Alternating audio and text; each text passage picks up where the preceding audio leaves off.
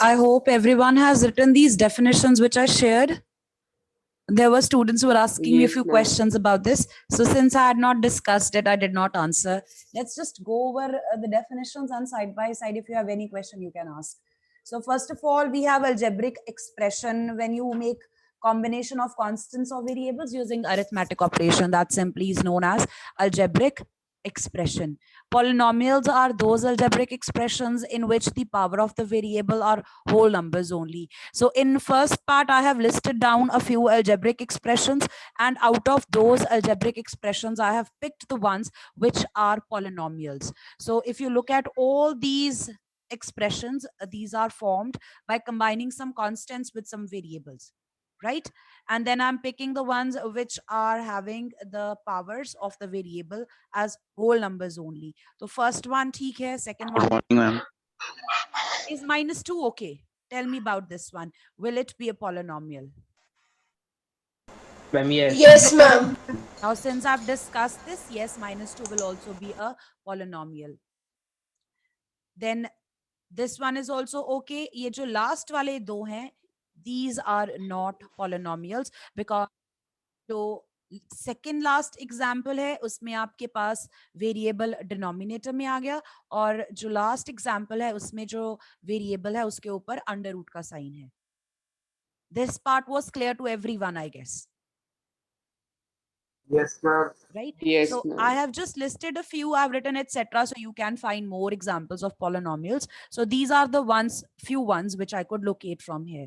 After that, we want to write down what is the degree of a polynomial. So degree of the polynomial, we are referring to expression with one variable only. This will specifically be used when you have a polynomial containing a single variable.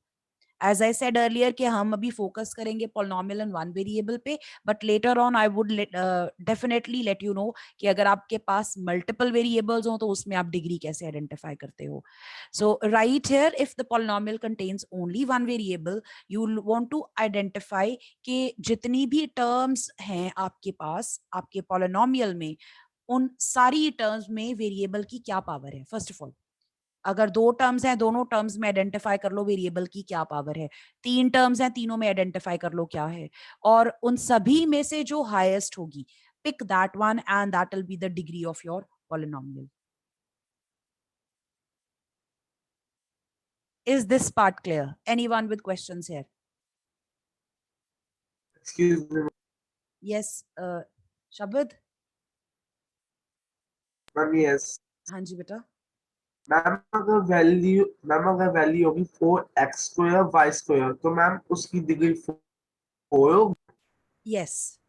If you have multiple variables, तो हम count करते हैं कि हर term में variable कितनी बार आया है. So if you are having, just a minute, why do we have a student from 10? So if you are having a polynomial जिसमें आपके पास दो वेरिएबल्स हैं, तीन वेरिएबल्स हैं, लेट्स जस्ट डिस्कस दैट. मैंने सोचा था बाद में करेंगे, अभी इसी मोमेंट पे कर लेते हैं. चलो, I am going to write down a polynomial with two variables.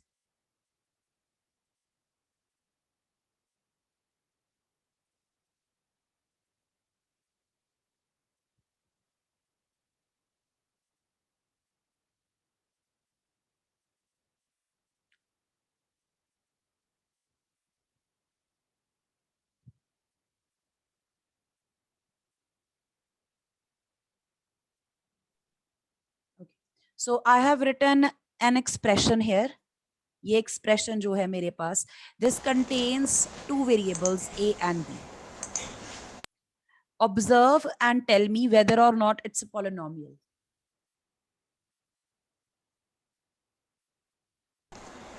It is a Ma'am, polynomial. it is a polynomial. So it's a polynomial in two variables, and those variables are a and b.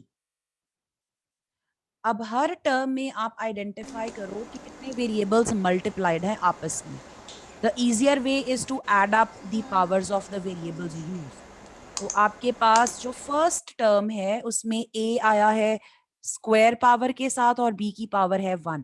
इन दोनों को add कर दोगे तो इस term की power आपको मिल जाएगी 3. 3. The second one contains a square only, so this has power 2. A 2. Power Third 2. one, Only power. It will be 3. then this one, Power 3. 3 power. 3. last Only one. 2. 2. Highest क्या नजर आ रहा है आपको? 3. Ma'am, 3. 3. The Three. degree will be 3. Power 3. और ये जरूरी नहीं है कि सिंगल टर्म से आपको डिसाइड करना है, एक अकेला ही हाईएस्ट नंबर होगा। यहाँ पे डिग्री 3 बन रही है और वो 3 टर्म्स में नजर आ रहा है आपको। तो जब ऐसे मल्टीपल वेरिएबल्स होंगे, हम चेक करते हैं कि टर्म में, किसी भी टर्म में कितने वेरिएबल्स यूज हुए हैं, और उससे आपको हर टर्म की पावर पता चल जाएगी वेरिएबल की, and then you compare all the powers for the terms you have. Highest one will form the degree.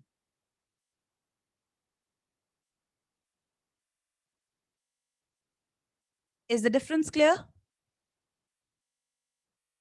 Yes, ma'am. So you need not focus on this at the moment. Let's focus on polynomials containing one variable. So again, I've listed a few examples here. All of these have been taken from the expressions I had written in the first part.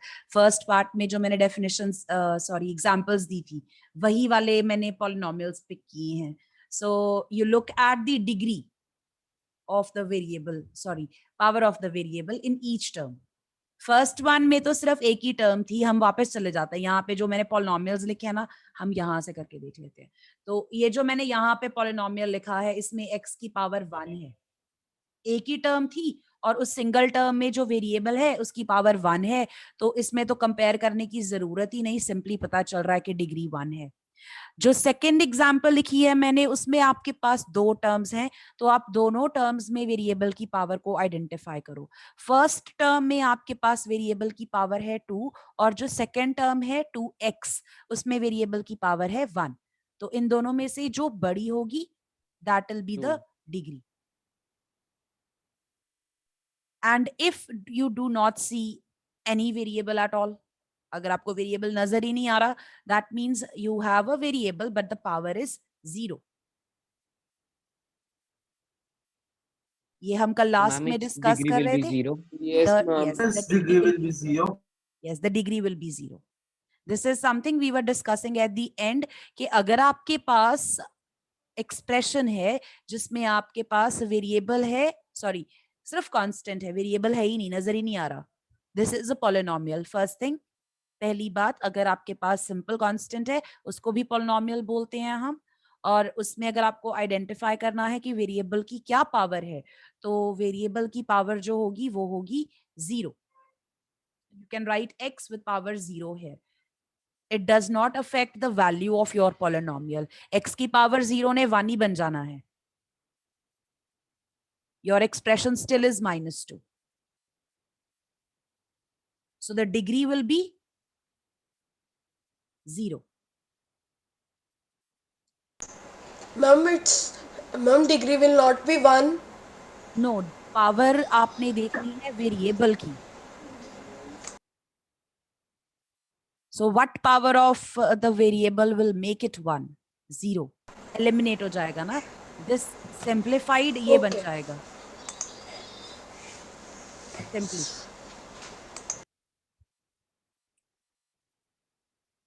ये question MCQ form में आता है. What is the degree of a constant non zero polynomial? Anyone who has questions with respect to how to find out the degree of a polynomial? Ma'am, there was my network issue. Can you re-explain? Rishabh, I can't hear you. Bolo. Ma'am, there is some network issue. Ma'am, can you please re-explain? Which part did you miss? The degree part? Yes, ma'am. Okay. आप जब degree identify कर रहे हो किसी polynomial की, जितनी भी terms आपको दी हुई हैं, आपने उन टर्म्स में वेरिएबल की पावर आइडेंटिफाई करनी है. So I had taken these examples here. If you want we can take some more. अब हम बुक से ले लेते हैं. I think that will help you. Just let's take these examples. आपके पास है expression x plus 1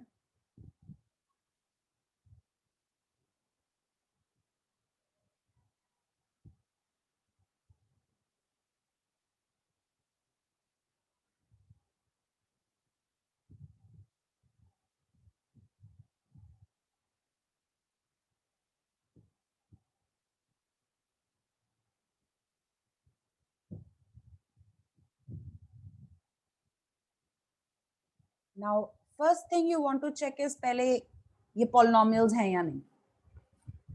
Yes, ma'am. All of these are polynomials. Yes, Second ma'am. last नहीं. मैम है है because yes, it constant is. है radical sign के अंदर variable नहीं है. It's completely fine if you have a constant under the radical sign. You just don't want it. Ma'am, no, it's not variable, so. It's not a variable, so it's completely fine. This is fine with us. हमें under the root variable नहीं चलता, ये नहीं होना चाहिए, ठीक है? उस केस में हम रिजेक्ट कर देंगे अपने एक्सप्रेशन को. इस केस में हमारा सिर्फ एक कांस्टेंट है under the root which is an irrational number, so that's completely fine. So all of these are examples of polynomials here, and we want to identify what will be the degree. I hope Rishabh is online. Beta, can you hear me? Yes, ma'am. So आपके पास जो ये expressions हैं उनकी terms में जो variable है उसकी power आपको चेक करनी है. जो पहला एक्सप्रेशन है, पहली टर्म है x, उसमें उसकी पावर है 1.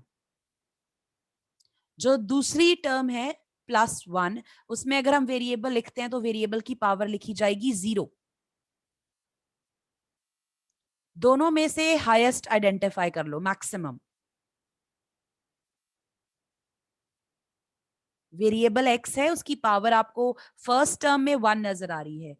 आप इसकी टर्म्स देख लो. टर्म्स है आपके पास x एंड 1, ये टर्म्स है, और इन दोनों टर्म्स में वेरिएबल की पावर आइडेंटिफाई करो.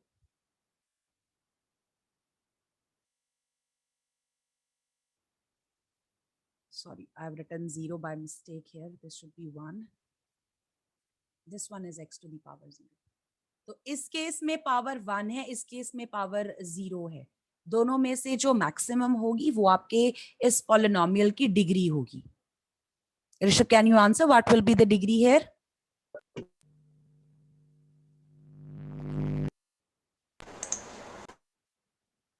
Ma'am, can I answer?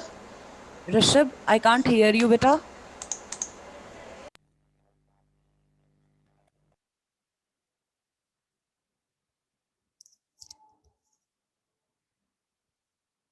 I'm not sure. Okay, let me just see. Maybe I am having trouble.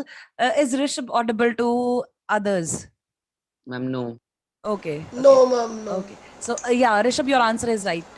That's fine. You've sent it to me in the chat. That's right. Your answer is 1, and the degree of this polynomial is 1. One. Same way, we can identify the degree for the rest of the expressions here, all of which are polynomials. So जो second Excuse आपके me, pass, ma'am. yes, Ansh. Ma'am, if the power of minus x is 0, so ma'am, the answer will be -1 or 1. If the power, just a minute.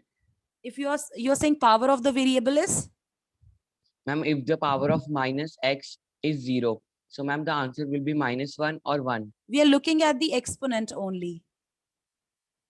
We are not considered with the variable. वैसे हम variable को negative में नहीं लिखते, हम variable को simply x लिखते हैं. अगर आप -x बोल रहे हो, it will mean the coefficient is -1.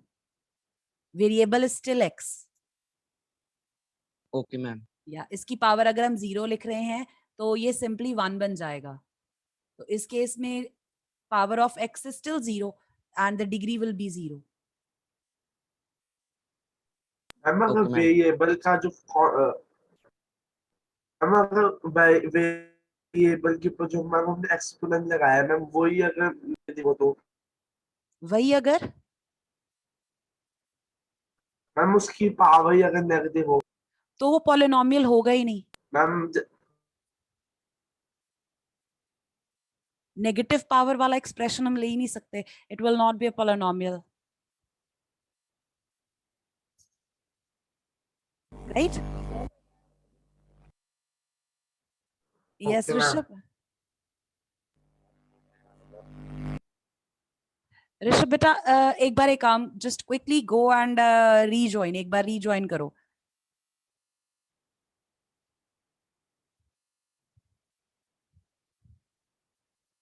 So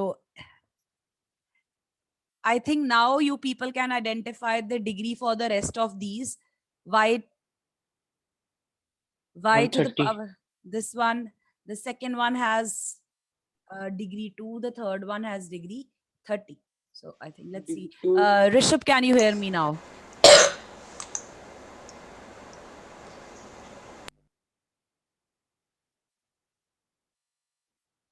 Just okay. Yeah, that's fine. You can just put a message. Okay. So can you tell me what will be the degree here for second polynomial? You've answered that. What about the third one? Mom, degree 30. Yes. I think now it's clear. Anyone who still does not understand, how do we identify the degree?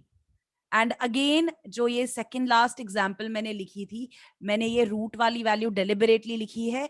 आपके पास अगर root के अंदर कोई number है, you are completely okay with it, हमें कोई problem नहीं है उससे. हमें रूट के अंदर वेरिएबल नहीं दिखना चाहिए. जहां पे आपको रूट के अंदर वेरिएबल नजर आ रहा है, that will not be a polynomial.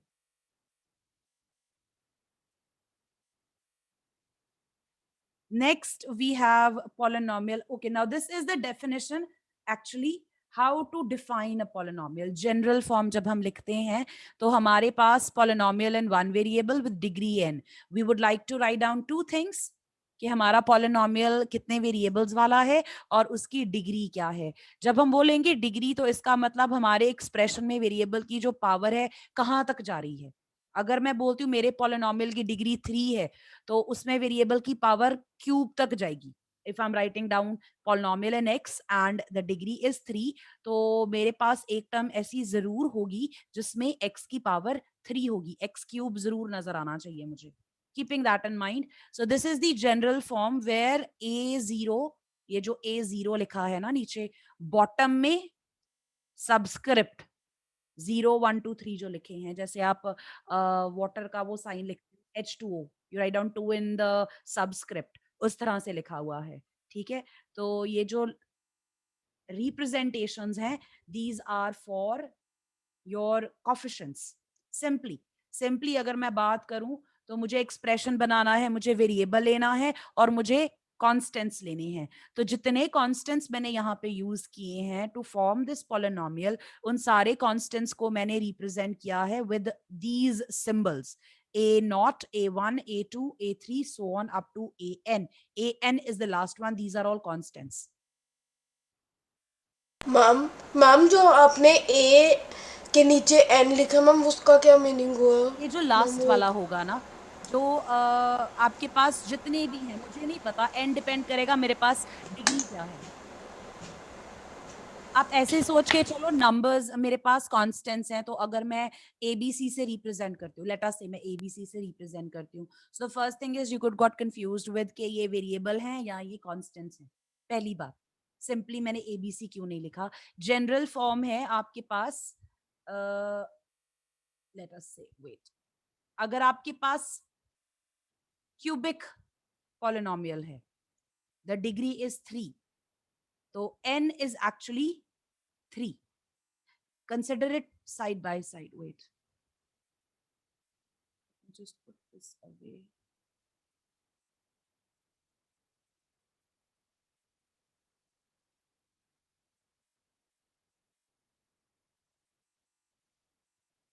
आपके पास अगर हो डिग्री 3 तो n will be 3.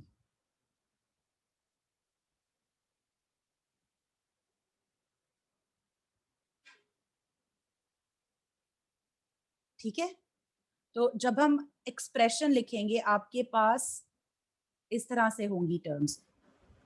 एक टर्म होगी एक्स क्यूब वाली, एक टर्म एक्स स्क्वायर वाली, एक टर्म होगी एक्स वाली, एक टर्म होगी जिसमें एक्स की पावर 0 है.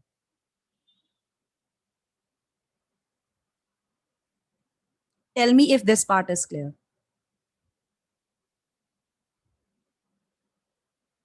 Yes, ma'am. Yes ma'am. अब इनमें से अगर किसी का कॉफिशेंट 0 हो गया, किसी भी टर्म का कॉफिशेंट 0 हो गया, तो वो टर्म क्या हो जाएगी? वैनिश हो जाएगी। कॉल्स। Tell me, is that right? 0 into something will be 0, खत्म हो जाएगी वो टर्म, मैम यस। राइट? तो हो सकता है कि हमारे पास एक्सप्रेशन में, हमारे पॉलिनोमियल में कोई टर्म ना हो, बट अगर मुझे उसको लिखना है तो मैं उसको 0 के साथ लिख सकती हूँ। This is something you want to note, make a note of, कि it is completely possible that the coefficient of any term could be 0। In that case वो टर्म हमारे एक्सप्रेशन में नजर नहीं आएगी। तो अगर आपको लिखना है polynomial with degree 5, let us say we want to write down a polynomial in x, variable x use करो, और डिग्री आपको बनानी है 5। तो एक टर्म होगी जिसमें x की पावर 5 होगी, फिर एक टर्म होगी जिसमें x की पावर 4 होगी, फिर जिसमें x की पावर 3 है, फिर स्क्वायर पावर है, फिर पावर 1 है, और फिर पावर 0 है। मान के चल रहे हैं हम, ये अजम्पशन करके चल रहे हैं, हाईएस्ट वाली जो है वो होना जरूरी है। अगर हमारे पॉलिनोमियल की डिग्री 3 है, ये पहली टर्म 0 नहीं हो सकती।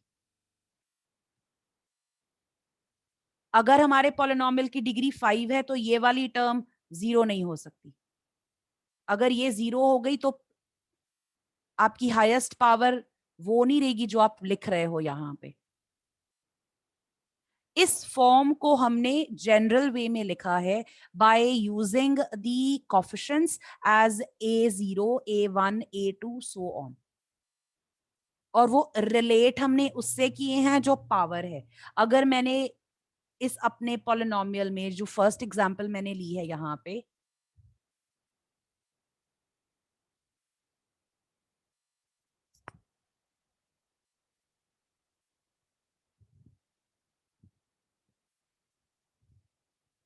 let's just take a pause here. First of all, tell me if this part is clear. I am trying to help you understand कि अगर हम polynomial लिख रहे हैं in a variable x of a certain degree, तो वो किस तरह का हो सकता है।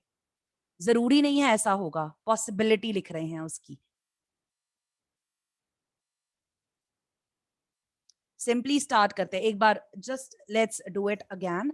अगर मैं लिखना चाहती हूँ पॉलिनोमियल इन x और उसकी डिग्री होनी चाहिए 1,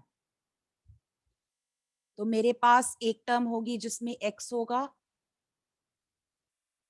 विद पावर 1 और एक होगी जिसमें पावर होगी 0।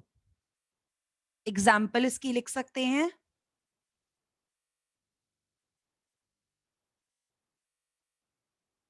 Tell me if that is right.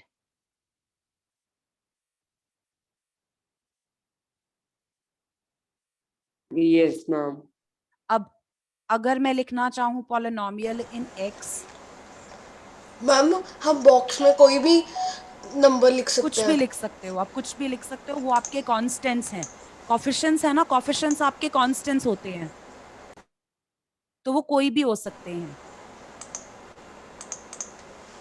Same way Okay. अगर आप लिखना चाहते हो polynomial in x with degree 2, अब आपको डिग्री 2 वाला बनाना है, तो आपके पास एक टर्म होगी जिसमें x की पावर 2 होगी, फिर पावर 1 और लास्ट में पावर 0। पावर 0 जहां पे लिख रहे हूं ये एक्चुअल में कांस्टेंट टर्म होती है हमारी, इसमें वेरिएबल होता ही नहीं है। You can observe from the previous example.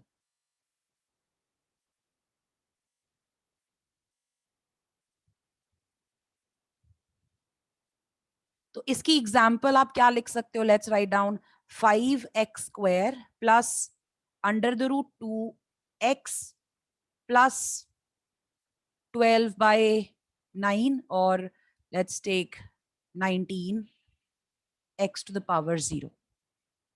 कुछ भी ले सकते हो आप बॉक्स में, कोई भी कांस्टेंट किसी भी तरह का।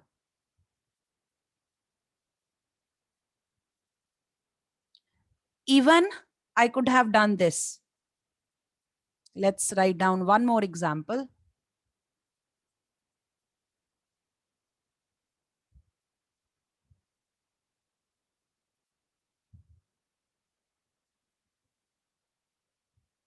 इनको अगर आप सिंप्लीफाइड फॉर्म में लिखते हो तो just answer if this way of writing these is correct.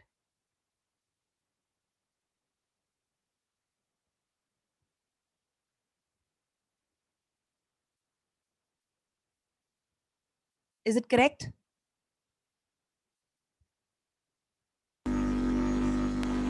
Yes, ma'am.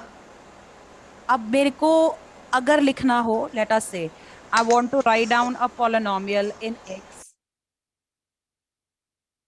with degree 10.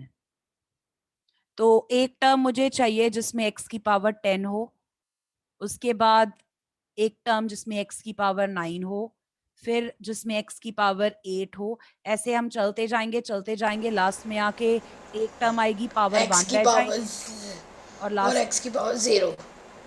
मैंने ये फॉर्म लिखी है इन दी डेफिनेशन। बट मैंने ये जो बॉक्सेस यहाँ पे बनाए हैं, इन बॉक्सेस की जगह पे मैंने ना ए वाले वैल्यूज को यूज किया है।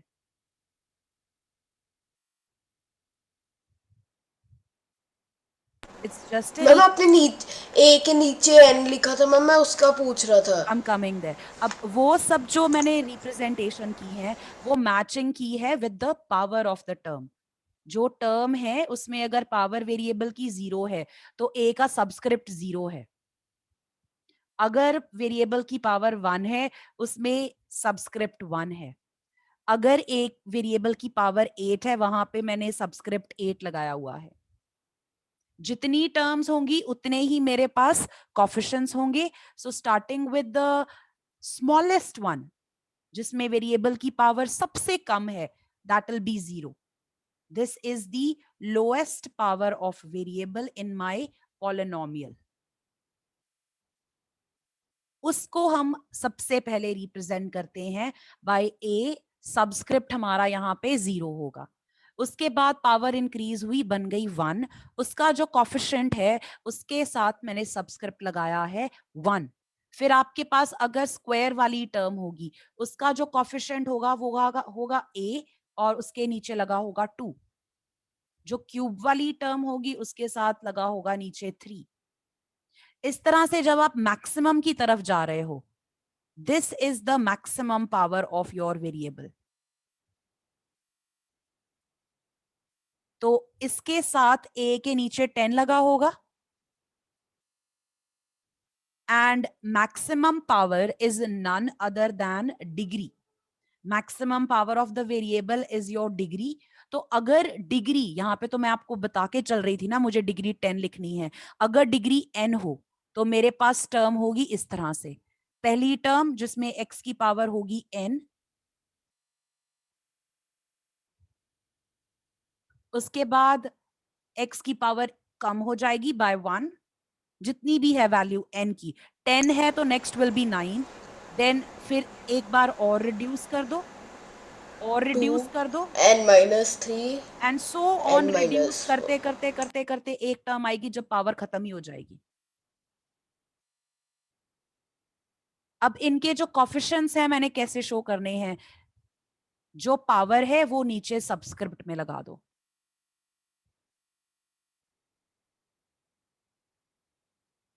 It's only a representation and remember it's not exponent. Exponent नहीं है। Think of it, आपकी क्लास में 48 स्टूडेंट्स हैं। तो अगर मैं सभी के मार्क्स को वेरिएबल की फॉर्म में रिप्रेजेंट करती हूँ, roll number 1 obtained let us say marks represented by variable A, roll number 2 के मार्क्स आए, मैंने उसको रिप्रेजेंट कर लिया विद वेरिएबल B, तो 26 तक तो मेरे वेरिएबल्स खत्म ही हो जाएंगे। उसके बाद मैं क्या करूंगी? द इजियर वे इज आप कोई एक वेरिएबल पिक कर लो, उसके ना साथ है सबस्क्रिप्ट्स लगा लो, क्योंकि काउंटिंग तो एंडलेस है। आप जितने मर्जी इस तरह से बना सकते हो, infinitely many, with the same variable just by changing the subscript. This is usually done when you want to represent many values in variable form. आपके पास बहुत सारी values हैं जिनको आप variable form में represent करना चाहते हो, but variables represent करते हैं हम English alphabet के letters की help से, ABC की help से। वो तो सिर्फ 26 हैं। तो इसका मतलब सिर्फ 26 वेरिएबल्स हम रिप्रेजेंट कर सकते हैं. What do we do if we have more than 26 unknowns? In that case हम ये सबस्क्रिप्ट वाला वे यूज करते हैं.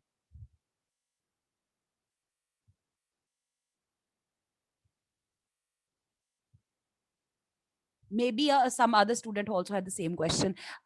Tell me if this is clear.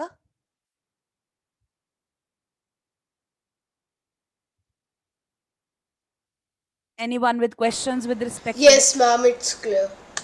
So once you have written your polynomial in general form, आपको दो बातों का ध्यान रखना है.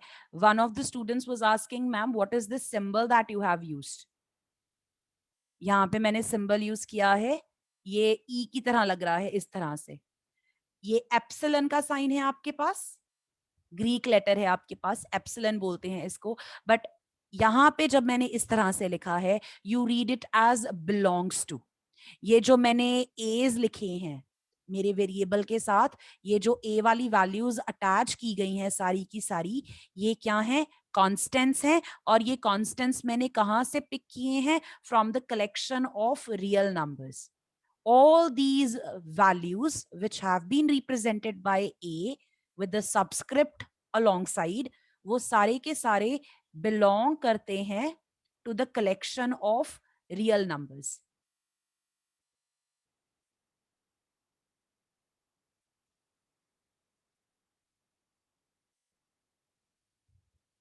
और सेकेंड चीज जो यहाँ पे मैंने लिखी है, an is not equal to 0. ये जो डिग्री है n, तो इसका मतलब मेरे वेरिएबल की हाईएस्ट पावर n होनी चाहिए, और वो टर्म 0 नहीं हो सकती.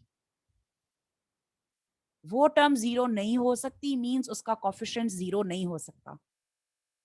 अगर मैं बोल रही हूं मेरे पॉलिनोमियल की डिग्री 3 है, just try to understand. If I am saying मेरे पॉलिनोमियल की डिग्री 3 है, मेरे पास जो टर्म होगी हाईएस्ट पावर x की, it will be 3x cube वाली टर्म होगी. अगर मैं x क्यूब के साथ 0 लगा दूं तो वो टर्म खत्म हो गई. Will the polynomial have degree 3 then?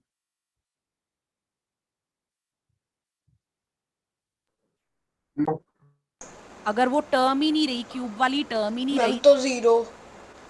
वो डिपेंड करेगा उसके बाद सेकंड हाईएस्ट कौन सी पावर आ गई. अगर स्क्वायर वाली टर्म प्रेजेंट है, क्यूब वाली तो खत्म हो गई. अगर स्क्वायर वाली प्रेजेंट है तो डिग्री 2 हो जाएगी. अगर स्क्वायर वाली भी नहीं है, फिर हम देखेंगे अगर पावर 1 वाली टर्म है तो डिग्री 1 हो जाएगी. अगर वो भी नहीं है, फिर कांस्टेंट रह जाएगा, सिर्फ 0 हो जाएगी. सो दैट्स वाई अगर हम बोल रहे हैं कि डिग्री 3 है, तो डिग्री 3 वाली टर्म खत्म नहीं होनी चाहिए, और उसके खत्म होने के चांसेस होते हैं अगर उसके साथ हम 0 लगा दें. वो नहीं लगाना. बस इसको हम बोलते क्या है now. Let us see how do we refer to this. If your polynomial is of degree n, degree 1, degree 2, degree 3, आपके पास उस एक्सप्रेशन में वेरिएबल की वो पावर जरूर नजर आएगी. If you consider few examples here again, ये previous examples ले लो आप. अगर हम बोल रहे हैं पॉलिनोमियल की डिग्री 3 है, मेरे को x क्यूब नजर आएगा. x क्यूब का कोफिशिएंट 0 नहीं होना चाहिए. अगर मेरे पास पॉलिनोमियल है जिसकी डिग्री 2 है, I will see x square in my expression, and x square का जो कोफिशिएंट होगा वो 0 नहीं होना चाहिए. If I'm saying the degree of my polynomial is 1, तो मेरे पास ऐसी टर्म होगी जिसमें x की पावर 1 होगी और उसके साथ 0 नहीं होगा एज कोफिशिएंट. जो आपके वेरिएबल की हाईएस्ट पावर है, जिसको आप डिग्री बोल रहे हो, whichever term contains that power is called the leading term. If you have this expression,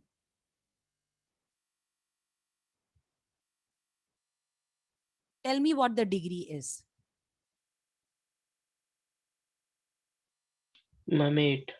Degree 8, is ma'am, 8. Degree 8. तो लीडिंग टर्म वो है जिसमें आपने आइडेंटिफाई करके मुझे डिग्री बताई थी.